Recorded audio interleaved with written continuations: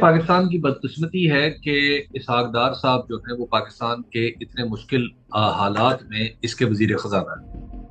عمران خان پہ تو آپ 2018 یہ بھی جو سیلاب آیا تھا 2022 میں وہ بھی ڈال دیں۔ مطلب آپ عمران خان پہ کیا کچھ ڈالنا چاہتے ہیں ڈال دیں، لیکن عمران خان نے 178 پہ ڈالر چھوڑا تھا، اب آپ 278 کے قریب قریب ڈالر ٹریڈ ہو رہا ہے۔ عمران خان نے ایکسپورٹ پازیٹیو چھوڑی تھی، آپ ایکسپورٹ پازیٹیو نہیں کر رہے۔ عمران خان نے 6% کی گروتھ چھوڑی تھی، آپ سے تو وہ بھی حاصل نہیں ہو پا رہی۔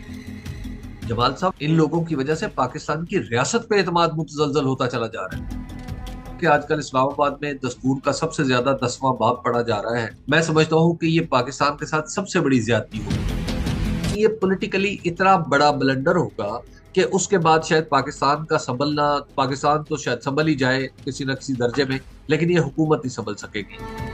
ایمرجنسی مسائل پیدا کرتی ہے، مسائل کو حل نہیں کرتی۔